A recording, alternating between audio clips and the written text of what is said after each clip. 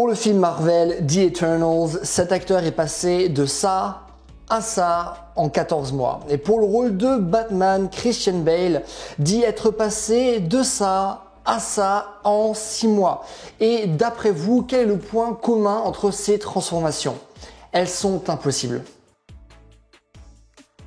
There's more chance that I am Arnold Schwarzenegger from the future, back in time, to rid the world of crime, whatever, than this guy's natural. Aujourd'hui, on vit dans un monde où la réalité est constamment transformée. On choisit la bonne lumière pour paraître le plus sec possible. On choisit les bons angles pour paraître le plus musclé possible. On suit des régimes drastiques qui nous rendent malades et dépressifs dans le seul but d'être beau. Et on finit par se droguer pour correspondre à cette fausse image de beauté qu'on a collectivement créée. S'il y a une chose qui est sûre, c'est qu'on vit aujourd'hui dans une culture où absolument tout est lié aux muscles.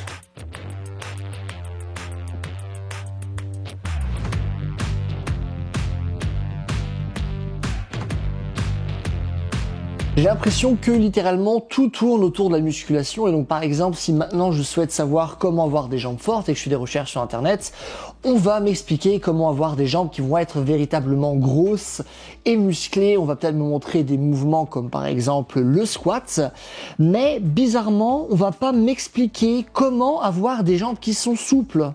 On ne va pas m'expliquer comment sauter avec précision, on va pas m'expliquer comment rester en équilibre et on va pas m'expliquer comment réussir des mouvements qui sont compliqués et ainsi avoir un contrôle précis sur mes jambes.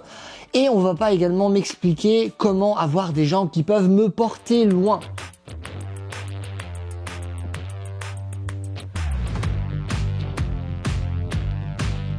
Aveuglés par le muscle, nous avons aujourd'hui oublié ce que ça veut dire d'avoir un corps qui est véritablement fort. Aveuglés par la beauté, nous avons oublié de se demander ce qu'on est réellement capable de faire avec notre corps et finalement, lobotomisés à travers des milliers de répétitions, nous avons oublié de bouger comme des enfants.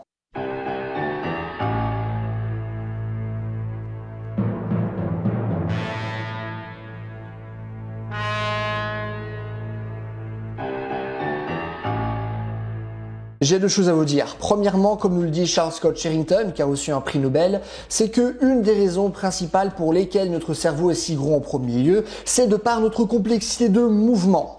Aucun autre être vivant a un potentiel de mouvement plus grand que le nôtre, or c'est une capacité qu'on n'essaie pas de développer. Et deuxièmement, dans un monde où les animaux utilisent leur ressource la plus rare, c'est-à-dire la calorie, l'énergie, et ce pour jouer, comment ne peut-on pas réaliser l'importance de ce phénomène? Et dans la nature, il n'y a pas d'hasard. Jouer nous permet d'avoir un corps fort, jouer nous permet de prendre des risques contrôlés, jouer nous permet de communiquer et de créer des liens. Alors bougeons et jouons.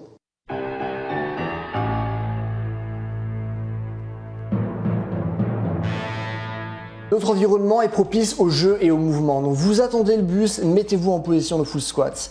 Comme nous le dit le psychologue Gibson avec son concept d'affordance, c'est que l'environnement nous dit comment l'utiliser. Un ballon vous dit comment taper dedans. Vous n'avez pas besoin de mode d'emploi. Donc c'est à vous de développer de nouvelles affordances. Utilisez les murs pour grimper dessus. Utilisez les rampes d'escalier pour marcher dessus. Utilisez un mobilier qui vous permet de constamment changer de position.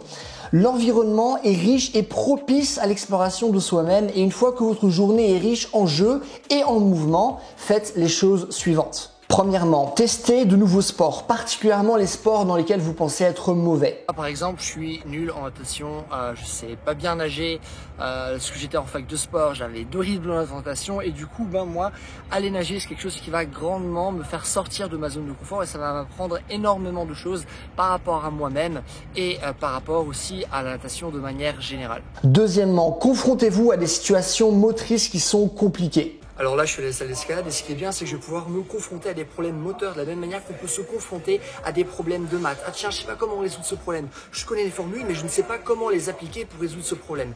Là, c'est la même chose. Je ne sais pas comment réussir cette voie. Comment maintenant je peux faire pour organiser mon corps alors que j'ai capacité pour pouvoir justement effectuer cette voie. C'est quelque chose qui est très intéressant, surtout en escalade où il y a énormément de types de voies différents pour chaque morphologie, il y a différents niveaux et donc il y a toujours des problèmes très intéressants à trouver et à résoudre. Troisièmement, apprenez une nouvelle compétence. Ça peut être tenir l'équilibre sur les mains, apprendre à jongler ou faire du tricycle, peu importe. Quatrième point, entraînez-vous, développez de la force et de la souplesse afin de créer une base transférable qui vous aidera dans plein d'autres situations sportives. Et cinquièmement, envoyez un SMS à un pote ou à votre famille afin que vous puissiez pratiquer ensemble et créer de bons souvenirs, parce que à quoi ça sert de faire du sport si on ne crée pas des moments magiques et pleins de sens. Donc allez-y, sortez, pratiquez, et si vous voulez voir plus de vidéos comme celle-ci, abonnez-vous.